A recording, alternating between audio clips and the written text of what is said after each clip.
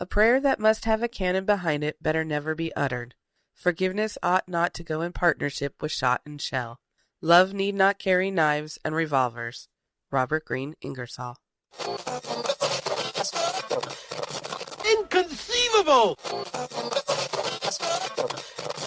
Will you please act like you have more than a two-word vocabulary?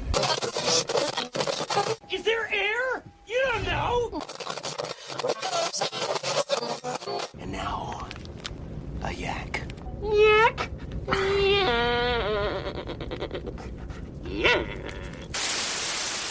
Hey, don't touch that dial. You found secular yakking. I'm Robert. And I'm Amy. After years, No, many years of yakking at each other. we're here to yak at you. So sit back and enjoy the yakking. Welcome back, everybody. Hope you had a wonderful week. And I do as well. Yeah, a decent week. As a week is a week. Spring's here. Yes, it Finally. is. It's Well, finally hit the Pacific Northwest. yeah, for some places more than others, though. Well, it's fine. Still dreary and cold. Some days. I'm like so done with it. Anyways, Let's go. all right, on to Twitter people. Okay. I've got Martian Donald Trump. Interesting. Well, if you like all the, how does he describe himself? All the intelligence of Donald Trump without the insane words. Okay. Yeah, he goes, it's basically, you remember the movie Mars Attacks? Mm-hmm. And the ack. Yak. It's ack. It's ack. Well, basically all his tweets are ack, except for names. Okay. So all the insanity of Donald Trump without the words. Okay. Anyway, normalize atheism, Mm-hmm. which is a pretty cool thing. We got shirts for that. Yes. Yes, In we fact, I didn't tell you this, do. What? but I am going to be volunteering a little bit for them. Of course you Just in a are. very small amount. Nothing major. Uh-huh. You know, maybe just running the whole show or something one day. I Oh, don't know. you just want to get kicked No, right now. I just joined their group, and I'm going to be doing little bits here and there. Nothing Yeah. big. Uh-huh. Then we've got Mel Rice, Jojo Mojo, Mm-hmm. Byra Ali from, Apologies. that's his name. No, I'm just saying if you're butchering it. I'm sure I'm butchering that one. I swear you said bitchering that one. Whatever. You can't even talk. Then we've got Jack Hunter, Mm. Golden Wolf, which is a new indie group here in Seattle. Oh, uh-huh. Yeah, I checked them out. They got some their debut comes out on the 20th of April. You look like you're not Yeah, completely sure. Yeah, I think that's what I read. Uh-huh. And from what I've seen of their teasers, they don't seem too bad. Yeah. So we'll see. Okay. And then Inglorious Bastards, Mm-hmm. and then Jacob Dean. Okie dokie. So those are our Twitters. That sounds good. And if people wanted to follow us Oh, on Twitter, don't start that. it's at Secular Yakking. I'm not even going to ask you this time. Thank you. I Just give up. get with the program. I know. Now, last week there was a hiccup in our RSS feeds. Okay. That's the thing people use to subscribe to us and get automatic Thank you. downloads. It's real simple syndication. Uh-huh. Anyway, our hosting provider screwed up and lost a few of our episodes. Oh, yeah. You were telling me Well, that. I don't know if they screwed up or I screwed up or somebody screwed up. Yeah. Anyway, Whatever. I've moved us to Spreaker. Oh, okay. So we're We on were it. on that like in the beginning or something, weren't we? Yeah, we started out on Blog Talk, and I didn't like Blog Talk. Uh-huh. And then moved us to Spreaker for a long time. Uh-huh. And then I thought maybe we'd branch out and ended up on Blueberry. Uh-huh. But it turns out Blueberry's not all that great either. Uh-huh. I mean, they were fine for hosting, but I just wasn't feeling it with them. Mm-hmm. So I went back to Spreaker. Okay, whatever. It's Anyway, all blah, blah, blah to me. It should not affect the RSS feeds. Should not. Okay. So everybody should still be getting the show. One would hope. Especially if you subscribed within the last 6 months, because it's the same RSS feed. Okay. Anyways. Uh-huh. Yeah, that's my announcement. Okay. All right, I guess we'll move on with the show then. Because that is your notes for today? That's my little spiel for today. Okay. Atheist and Humanist Invocations plan for Iowa State House. Alrighty. The Iowa State... There you go again. The Iowa State House has been opening its sessions with an invocation for many years. Throughout the years, a variety of religious and community leaders have spoken. Christian denominations hold the lion's share of these appearances, but legislators have also heard from Jewish rabbis, Muslim imams, and one Wiccan You priestess. just having a hard time talking today, huh? I don't know what it is. Well, now 2 secularists will join their ranks. Okay, that's a good thing. Yeah. We've done this, though. We've done this. Yes. Yes. This Wednesday, Manchester native and atheist Justin Scott will lead the ceremony. That's good. That is cool. That's very good. And then on April 17th, Roxanne Rocky Geisler? Not sure. Oh, apologies again. President of the Humanists of Lynn County and a certified humanist celebrant, will take a turn in conjunction with Reason on the Hill. The event is another first in state politics featuring advocacy efforts by the state's roughly 20 active secular groups. That's excellent. I mean, to see more places doing it and getting more media coverage for it. Yeah. The more, the better, you know? Yeah, ever since Greece versus Galloway, there's been a lot more atheist and humanist invocations. Yeah. All of mine came before Greece versus Galloway. Oh, did it? Well, did it? No. 2 of mine came before and 2 came after. What about the one that you did at the State House? That came after Greece versus Galloway. Oh, okay. Yeah. No, I think that's excellent. I hope to hear more states. You know? This is the first time this will happen at the state level in Iowa, which is really cool, considering that they're a very religious state. Right. Now, what about when you did it here in Washington? So, that was the first time in Washington state history, and it was. I seem to remember it was technically the first time in U.S. history that an atheist and humanist had given an invocation at a state level. I could be wrong. Yeah. But I was going to say, where's the media coverage for that? I don't know. I didn't Not get much. that we're really fans of being in the media, but I didn't get much. I got a mention on Friendly Atheist and a couple other little places, but other than that, no. Yeah. Which is fine. But like I said, I'd like to see more states doing this, you know? It would be good. Maybe I should apply to give another one at the State House. Oh, really? Yeah, why not? Been there, done that? So, do another one. Well, you need to encourage other people to do them. That's by what doing you need. them myself. That does not. Set the example. You already did that. Said Been it there, again. done that. Need to do it again. Now push on for others. I had comments from that, by the way. Uh-huh. I remember a guy at work said, I saw your Oh, really? invitation at the house. I didn't know that. You never told me that. Yeah. Someone from work? Yeah. Oh, He was like, cool, I saw your video. cool. So I thought it was kind of neat. Yeah, I agree. Anyway, good on these guys for taking What? lead. Uh-huh. No, I agree. Yeah. The beauty of home podcasting, we get a dog with us today. Yeah, why she chews on my finger? Anyways, Uh-huh. the office is necessary. Oh, she's a puppy. What can you do? Yeah. Ow, and she's got sharp teeth. But no, I think it's about getting, other people to get around and doing it as well, and as well as in other states, Yeah, I agree. I am not a chew toy. Um, Did I throw you off? Sorry. yeah. So I'll try and get the audio of that, and maybe we'll play it on the next show or two. Oh, seriously? Okay. Yeah, I'll see what I can do. All right, whatever. Has In God We Trust invaded your town? Are you tired of government officials who want to plaster In God We Trust on taxpayer-owned property? Are you afraid because your local sheriff placed an In God We Trust decal on the patrol cars? We are here to help. The original motto project is for those who feel the separation of church and state is an important issue and should be honored regardless of your belief or lack thereof. Theists, non-theists, and all free thinkers are welcome. We need your support to show politicians that diversity exists within our nation, and their promotion of a monotheistic religion and push for theocracy will not be tolerated. Stand up and be heard. Join us at originalmotto.us. All right, I got another story. Yes. A fear of death equal for both atheists and the most devout religious believers. Equal? Equal. I don't think so. Anyway, researchers at UK University of Oxford published findings on Friday that studied 100 writings published between 1961 and 2014. That includes stories of about 26,000 people around the world documenting their feelings about death. Uh-huh. It may come as a little surprise to those who espouse deep religious belief stated that they had little or... No. Well, get her a bone so she can chew on that and not me. So I got another story for us. Okay. Fear of death equal for both atheist and most devout religious believers. Oh my freaking God. I've got another story. Uh-huh. Fear of death equal for both atheist and most devout religious believers. Okay, that's interesting. Yeah, researchers at the UK's University of Oxford published Oxford, not authored. You Published- cannot talk. Published findings on Friday that studied 100 writings published between 1961 and 2014 that include stories about some 26,000 people around the world documenting their feelings about death. Okay.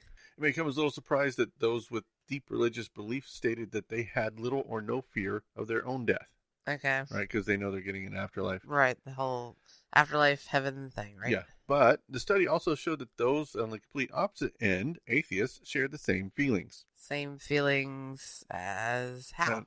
Not fearing death. Oh, okay. Or That. having little fear of death. No, okay. That's kind of what I figured you were saying. Right. Not so much as the odd heaven afterlife thing. I'm like, why would they do that? The study's team leader, Jonathan Jong, research associate for the Institute of Cognitive and Evolutionary Anthropology, Had to be careful on that, didn't you? yes, and research fellow at Coventry University, said, "This definitely complicates the old view that religious people are less afraid of death than non-religious people.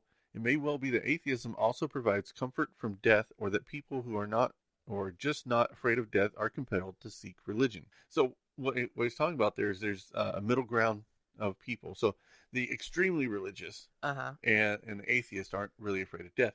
But the people in the middle, people who are kind of religious or agnostic, Uh-huh. or, they're not super into their religion. Right. They They're say afraid like of- they believe in God, but they just don't do anything about it kind Right. of thing. Or your moderate Christians. Right. Those people actually are afraid of death I can see that. because a lot of them are in the questioning phase where they just don't know. Uh-huh. Right. And I could see how that could cause a bit of fear and anxiety about death. Right. With the whole don't know what happens after you die scenario, is that it? Yeah, I think that has a lot to do with it. Okay. I mean, we don't know what happens after we die, but we have this concept that, is it going to matter? Well, that's kind of, I don't know exactly what happens to you after you die, but at the same time, I don't care. Right. I mean, because it, for the most part, you probably figure it's pretty much it. Right. It's over. You're not going to know any different. Doesn't matter because it's just like, there's nothing to, I don't even know how to describe it. There's just nothing. There's nothing. Yeah. There's, there's And infinite void. Even if there turns out to be some weird thing that you go to another dimension kind of weird Trekkie thing kind of thing, but it still doesn't matter. Right. It just, here is now, here is this life, and there's just nothing else for now, and you don't know either way until you die. Yeah. So, I mean, I understand. Christopher Hitchens put it best. He said, it's not that the party is over, it's that the party is continuing, but you have to leave. So I understand there's this concept of not wanting to die, which is different than a fear of death, I think. But yeah, I mean, just because I don't think anything happens after we die doesn't mean I'm in any quick hurry to get there. I mean, I'm actually not exactly happy about it. I'm kind of would like to prevent it as long as absolutely possible. Well, yeah. And, who's to say that, you could just have the fear of the actual dying process, not so much what's... Right. I think this study was about after. Obviously, After death. that's what it's about.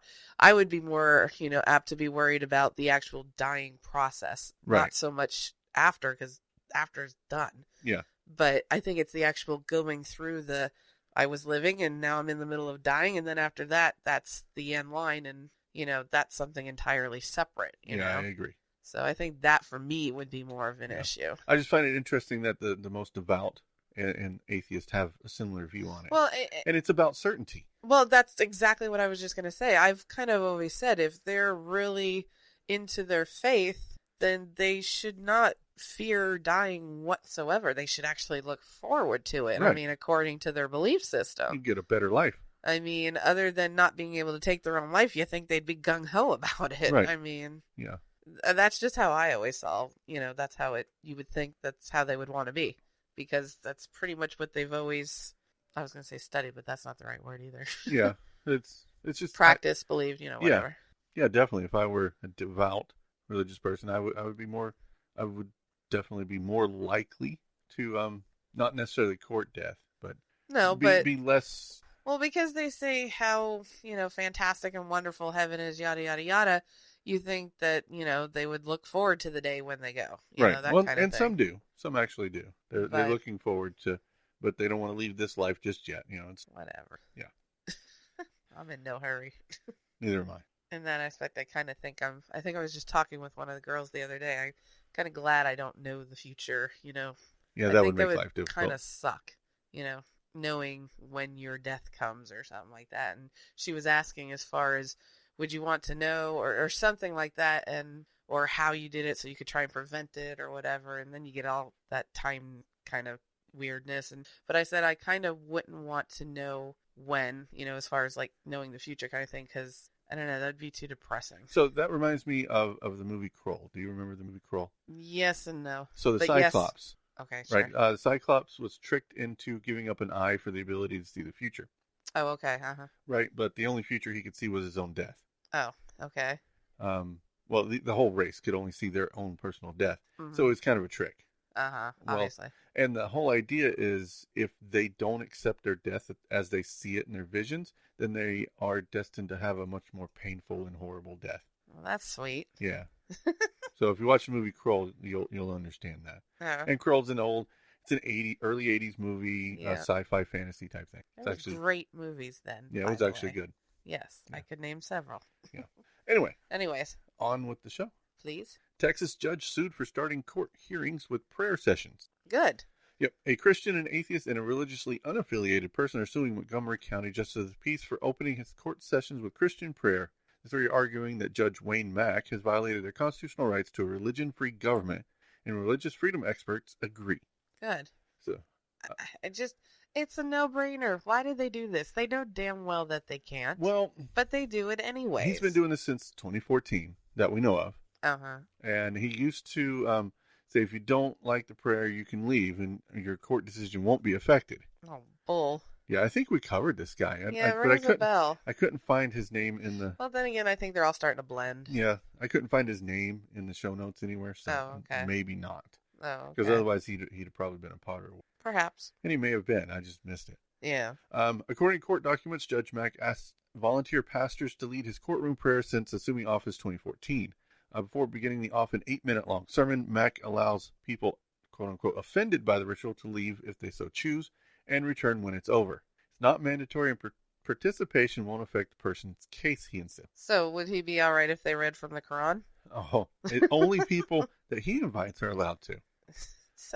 I just, regardless of what book you're reading from, separation church and state, not hard. Yeah. Pretty easy. Yeah, he's of course being defended by the poorly named First Liberty Institute. Oh, you hate that name. Yeah, a group that seems to defend only Christians. Yes, I know. Last week, Attorney General Ken Paxton, Texas Attorney General, issued a statement supporting Mack's prayer, pointing to a Supreme Court case that allowed a New York town to start its monthly board meetings with a prayer. I just don't understand how can they support it. There's nothing to stand on. There's no grounds. Ken Paxton is a lawyer, and Yeah, I'm iffy on the word lawyer just because he passed his bar. Yeah, right. But he certainly doesn't know the law very well, even though he's Obviously. the Attorney General of Texas. Well, I've talked about him several times on this show. yes, you have. Of being really, really wrong. Yes, and not understanding the bar. So how he passed it, I'd like to know. Yeah. Well, you don't have to be a constitutional attorney to pass the bar. You kind of got to know the Constitution, though, so you know laws. Yeah. Well, Ken Paxton also agreed with crosses on cop cars. Surprising. Yeah, and Again, Yeah. still separation church and state, people. yeah, and he issued a statement on "In God We Trust" on police cars, and now people are saying there was a court decision, which drives me batty. The Attorney General is not a judge, and he's barely a lawyer. Anyways, or as they say on True Lies, he's a liar, Yeah, not a lawyer. I know, Yay. I know. Anyways, Sam Grover, I know that word. you sure? Yeah, told the Houston Chronicle it's a false comparison because the case involves a judge and how he runs his court, and it's not about city council. They're talking about the... So because he's a judge, he's king and can do what he wants when he wants? Well, no, Sam Grover is actually against it. Oh, huh. He's the FFRF attorney. Right. Why does it say FFRA? That's weird. That's your typing. I don't know. Anyways. Yeah, I agree with Sam Grover. Ken Paxton's trying to use the Grease versus Galloway decision again to say that it's okay to have it in a city council meeting, so it must be okay in a courtroom. But those are two No, totally those separate are settings. completely separate Right. settings. Yes. The judge is specifically representing the government and not... And laws. Right. That's what he's there to do. I mean, I disagree with them being in city councils as well, but Grief versus Galloway allows it, but not in a courtroom. Completely different. We're talking about enforcement and adjudication. Mm-hmm. No, absolutely. Yeah. So, yeah, this one's... I'm going to keep an eye on this and see what happens with this lawsuit. I have a feeling he's going to get smacked because... I hope so. If the Alabama Supreme Court Justice Roy Moore got smacked for his crap, he's going to get smacked for it. Oh, well then, yeah, definitely. Yeah. Judges aren't kings. Some think they are. Yes, they are. It's like some president. Not going there. Okay. I am an old man, and most people hate me, but I don't like them either, so that makes it all even. So this week's Potter Award goes to Pennsylvania State Senator and candidate for governor, Scott Wagner. Okay. He was a keynote speaker at an event for the promotion of natural gas and had some very interesting things to say about climate change. Okay. This is quotes from him now. I haven't been in a science class for a long time, but the Earth moves closer to the sun every year. You know, the rotation of the Earth. We're moving closer to the sun. Sorry. I That's just funny. When I read that, I didn't know whether to laugh or cry. I know my part. So this guy makes laws for the state of Pennsylvania. Okay, that's the crying part. Now I liked my laughing part better. And he believes that the Earth is moving closer to the sun every year. Yeah, within the year it moves a little closer, and then it moves further away, then it moves closer and further away. He doesn't quite understand how our orbit how works. we orbit. Or that, if we move closer to the sun every year, eventually we're going to burn up. We kind of would have done that already by now. Yes, we will eventually burn up, but in 5 billion years. He makes it sound like it'll be next Tuesday. I know. Oh my gosh, and they're in positions of power. No, he did add something to that. Okay. And he's talking about climate change still and why we have climate change. We have more people. Okay, I get that. Okay. I'm okay with that part of the concept. Yeah, we have more people, so you would think it would go to, we have more pollution, we have more this, we have more that, right? We're contributing more what to people are contributing, yes. Right. But that's not what he thinks. Why does that not surprise me? Humans have warm bodies. So is heat coming off? Things are changing, but I think we are, as a society, doing the best we can do. So the number of people on the planet. It's not what we're doing. It's the fact that we have body heat. Body heat. Okay. So, yeah. Stop being warm-blooded. Oh, that's so frightening. Yeah, this guy makes laws. That's the frightening part, actually. Oh my god, seriously? Yeah. Body heat, and we're moving closer to the sun. I swear, I feel like I'm listening to a fifth grader's answer. That's climate change. I think a fifth grader could do better than this. Fifth grade answer to climate change. Oh, well, yeah. Fifth grader probably could. You remember the show, Are You Smarter Than a Fifth Grader? Yeah, obviously not. Yeah. Anyway, but that's not what makes him a Potter winner. Okay. Not even close. Okay. He's also trying to set up an entirely conservative Pennsylvania, or at least his donations to political campaign makes you think he is. Okay. He spent hundreds of thousands of dollars in other districts in order to drive those voters to extremely conservative candidates. Now, remember, he's a sitting state senator. Okay. He is giving campaign contributions to other congressional. Can you do that? There's an ethical fine line there. I'm so sick of the ethical fine lines. While technically legal, because he is a citizen, I feel it's unethical to donate directly to influence elections for the body you sit in. Right. Okay. I was just reading something about that earlier. Other than your own campaign. Uh-huh. So giving money to your own campaign is different. Right. So let's go over what he did. Okay. In one race, he gave over $400,000 to Dan Laughlin, a builder who had never run for office. Right. Okay. At the same time, Laughlin received $189,000 from a group called Reform Pennsylvania, which surprisingly enough has Wagner in the leadership position. Hmm. So some funneling of funds there, sounds like. Just a little bit, yeah. And would you believe that in August of last year, Laughlin was 28 points behind, and those donations came in September and October, and Laughlin won. Well, that definitely sounds like slippery slope. Yeah. How is that legal? Well, because we have a decision from the Supreme court, and there's all sorts of stuff about money. And Yeah. oh, it's so crazy. So let me ask you this. On a side note, does this still stick with the Potter, though? Oh. The Potter-ness of it? We'll get into this in a minute. Okay, because I have a certain ideal for Potters. Okay. So we'll see if you worry. can get there. Wagner also targets Republicans he thinks have gotten too much union money. Okay. Senator Pat Vance had decided not to run for re-election in 2016, and her seat was up for grabs. This means a Republican primary. Okay. There were 4 candidates running, Mike Reagan, John Ritchie, Bruce Arndt, and Scott Harper. Wagner thought it was great time for an email.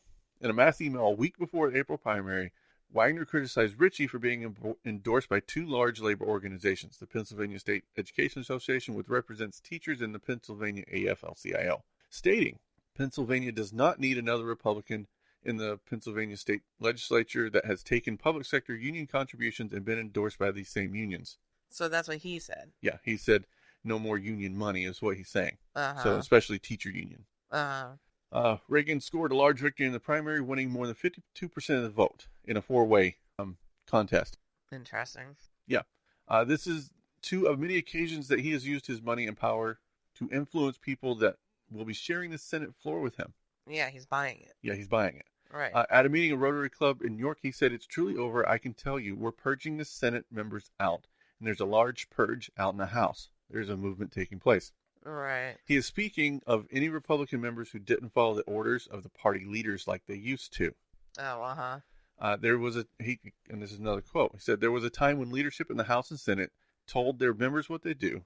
They went down the hall, they cut a deal with the governor or whatever, and they came back and told their members, you vote for this." That's lovely.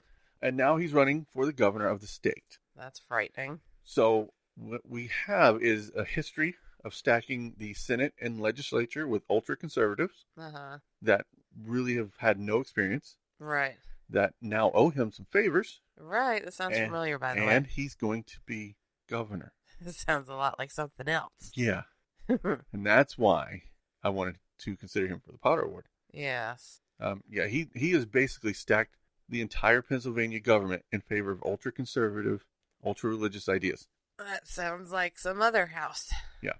And now he's loaned over $4 million to his own governor campaign. That's interesting. Yeah, which is fine.